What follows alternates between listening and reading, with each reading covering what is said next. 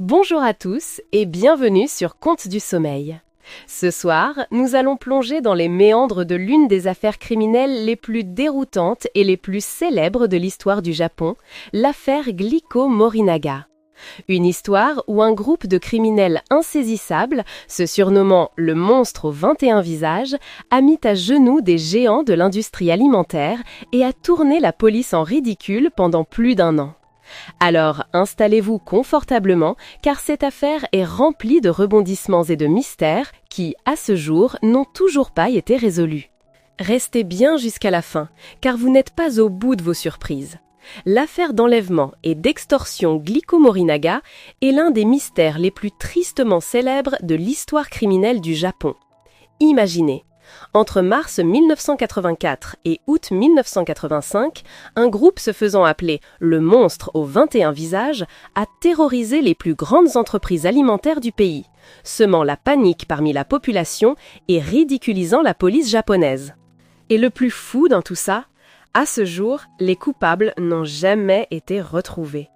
Tout a commencé par un enlèvement. La société Ezaki Glico, connue pour ses délicieux pokis, ses biscuits en bâtonnet que tout le monde adore, était l'une des confiseries les plus populaires du Japon. Mais le 18 mars 1984, la réputation de Glico allait basculer pour une raison bien plus sombre. Vers 21h, 2 hommes masqués ont fait irruption au domicile de Katsurisa Ezaki, le président de l'entreprise. Ils ont ligoté sa femme, Michiko, 35 ans, et leur fille aînée, Mariko, 7 ans. Après avoir coupé les lignes téléphoniques, les intrus ont trouvé Zaki lui-même en train de prendre un bain avec ses 2 autres enfants. Il a été arraché de sa maison, jeté à l'arrière d'une voiture et a disparu dans la nuit.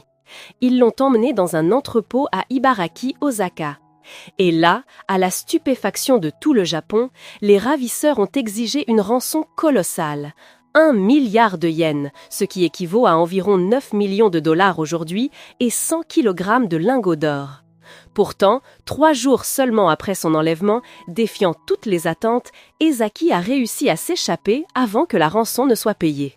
Un coup de chance incroyable, mais il était incapable d'identifier ses agresseurs ou de donner à la police le moindre indice sur leur motivation.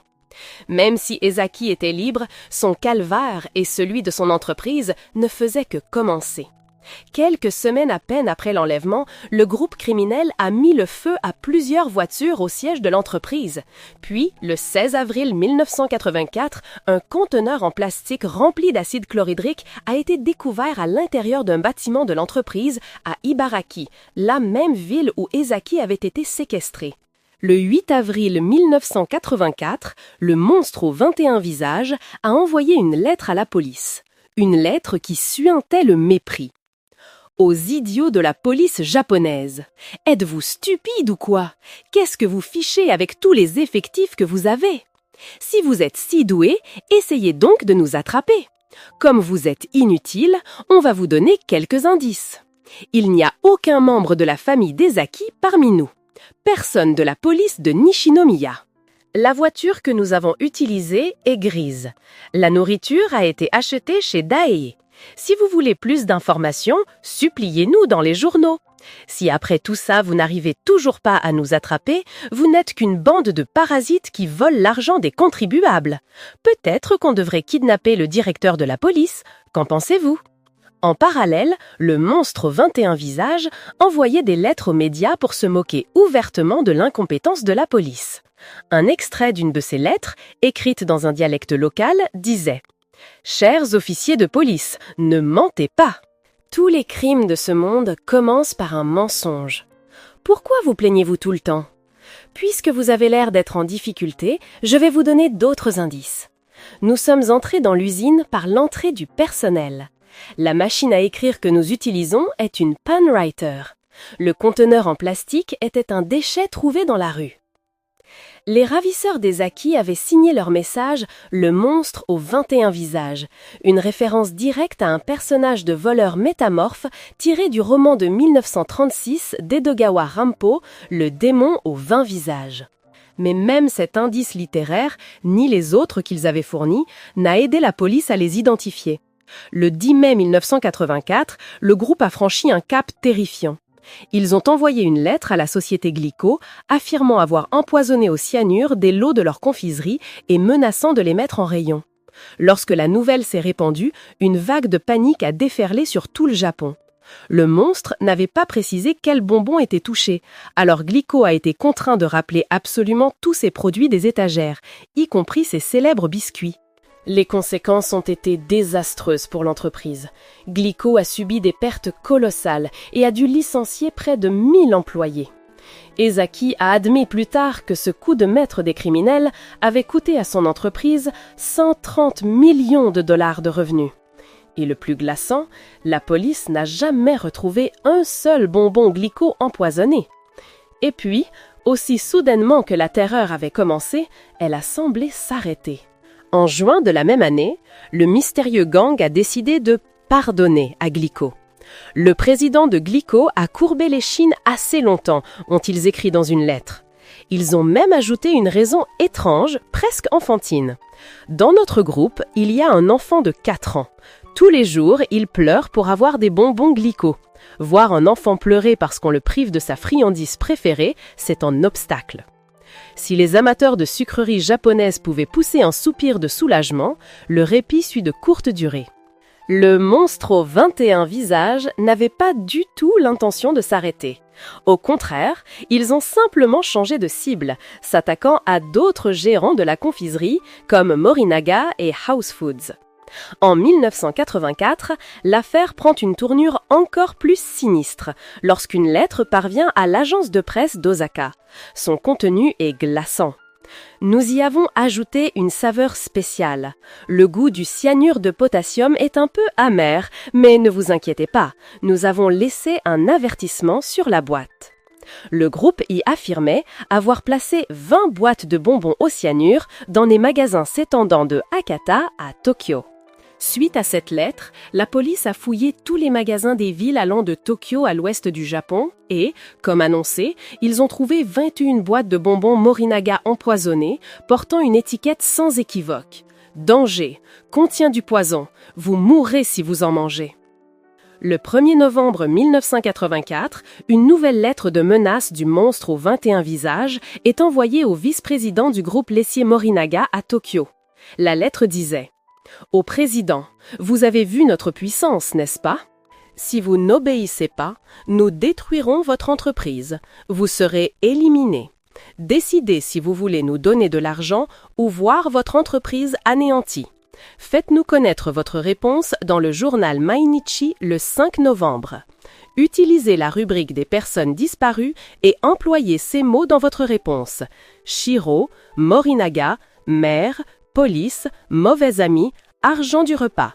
Comme nous l'avons dit précédemment, nous voulons 200 millions de yens. Signé, le monstre aux 21 visages. Morinaga obtempère et répond aux criminels le 6 novembre en publiant une annonce pour personnes disparues dans le journal Mainichi. Le contenu de l'annonce était le suivant. Méchant Shiro a disparu, reviens au repas chaud qui t'attend. Maman Shi t'aime.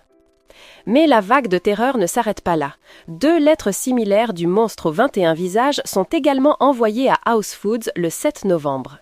À cette époque, la société Morinaga est contrainte de réduire sa production de 90%.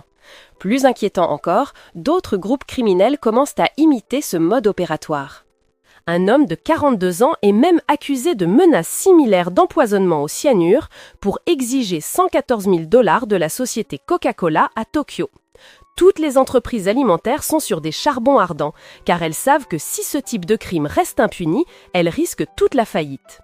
Pendant des mois, la police japonaise met tout en œuvre pour démasquer le monstre aux 21 visages.